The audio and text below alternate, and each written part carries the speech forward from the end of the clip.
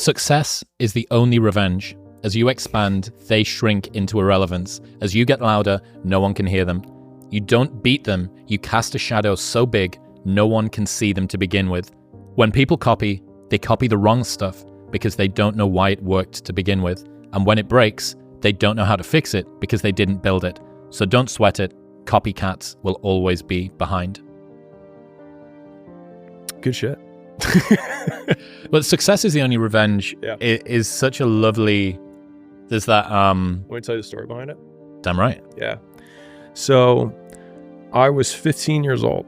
So this was really early in my life. Still jacked. Still jacked. Always jacked. Perma-jacked. And I... this sounds so lame.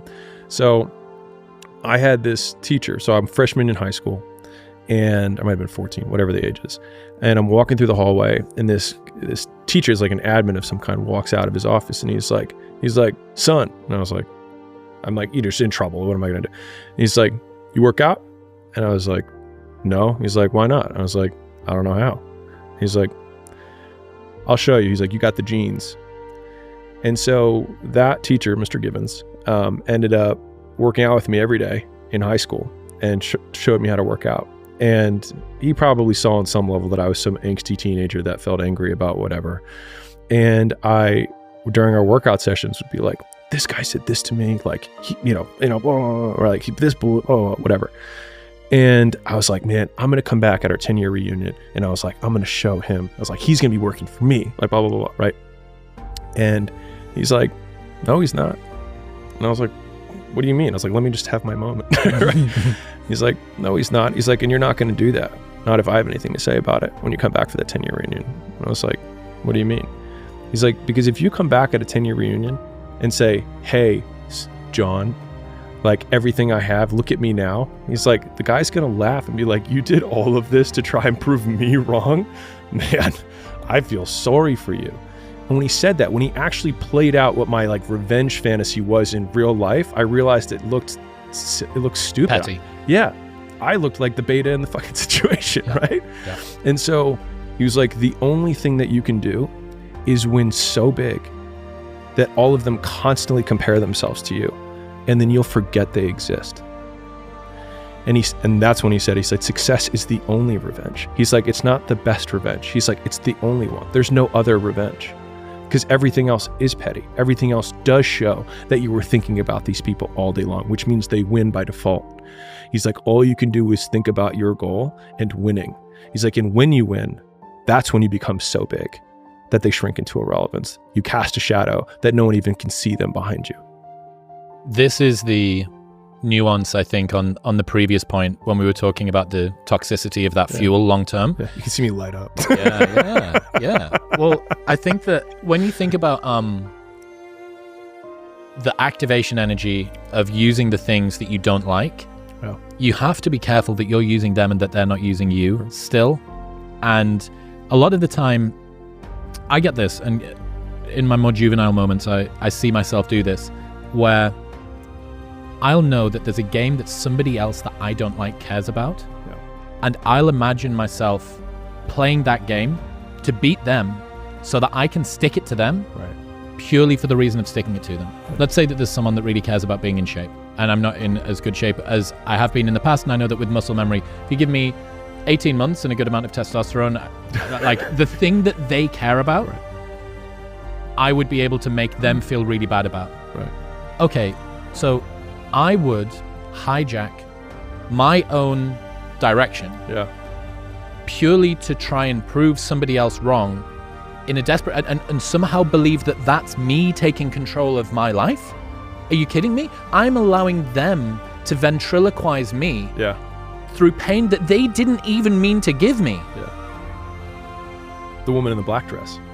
The black pill equivalent? Right? No, like now it's like not even a distraction from your main goal. It's like, I'm going to make a new goal just to wrong this person and then somehow make up the story that I'm in control of my life when I'm really just acting in complete reaction to this person. And so in so doing, in beating them at their own game, they've already won by default. Yep. Because they got me to change the game I was playing. Forget about who won. It's like, dude, you were over there and now you're over here. I see this with a lot of people. I think that it contributes to a lot more of why and how people adopt societal norms, the resentment that they have. It's not just other people want this thing, therefore I mimetically want to do this thing too.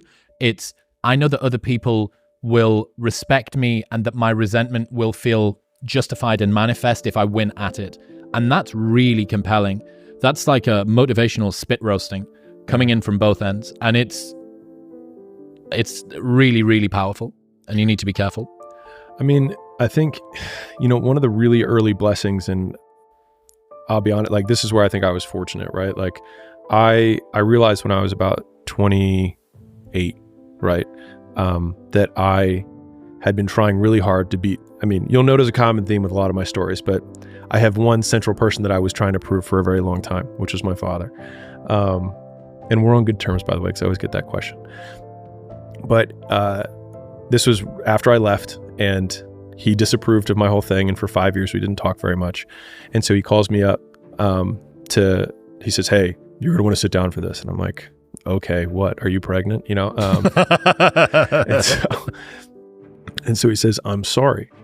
And I was like, "For what?" And he was like, "For everything." Right? Now, mind you, like, this is a Middle Eastern father, born in Iran, to a Middle Eastern father there who was even more legit. Like, where my father was born, women weren't allowed to drive cars. Cars came with drivers with them when you bought them. The driver came with the car. Like, he was born in a very different world. Like, fathers don't apologize to sons. It just wasn't that way. And I have a little bit more awareness than I did then, and I can see that now. But for me, I was like, now you apologize? You know what I mean? And so rather than take it for the olive branch that it was, I said, "I didn't care about your opinion 5 years ago when I left." And I was like, "And I don't care now."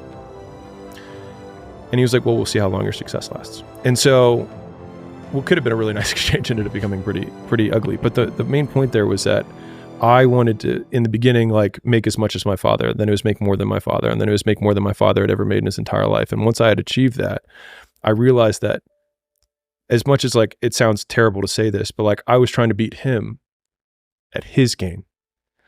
And this is pretty alive in a lot of Asian cultures. Same thing. Making money is a big, like, when my dad would introduce somebody, he'd be like, "This is so-and-so. He makes this much a year." Like, so it was just really clear, like, this is how much status someone has. And so, like, it was really deep for me. But it was only when I realized that I had won at his game that I realized I'd never even asked the question of, like, what game am I trying to win?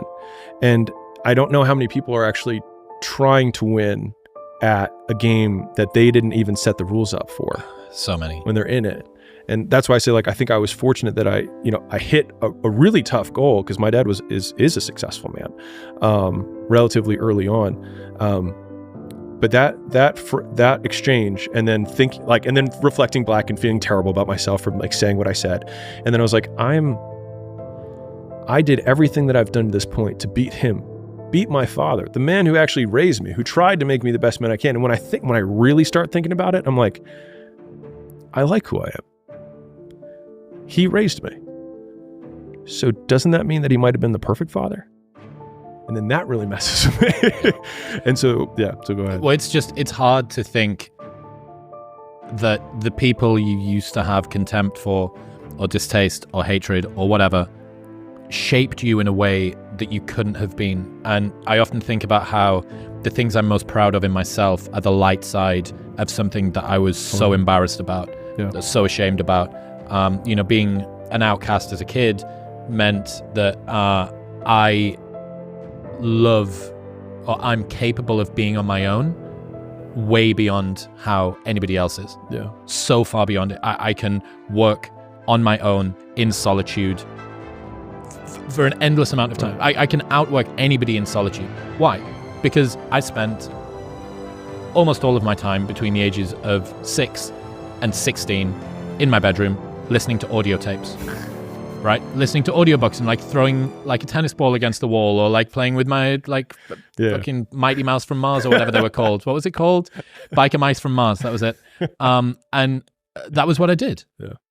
So, but all of that discomfort and all of the challenges that I went through there are one of the things that I'm so proud of myself for now.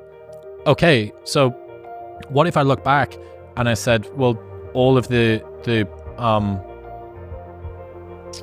the bullying that I went through and the challenges of feeling alone and being on the outside of social groups meant that I developed such attenuation and attention and focus and an ability to distill down what's happening socially, which is why I became one of the best club promoters in the UK for a decade and a half. Right.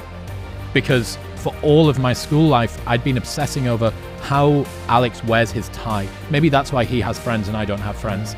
Or the particular brand of shoes that he's wearing. Or like he carries his bag on that shoulder and I carry mine on this shoulder, because I couldn't deconstruct why I didn't have friends and everybody else did. Right. Okay, so looking back, would I have rather had the friends and had the brother or sister and not developed this skill? I can't split test life, so I don't know. Right.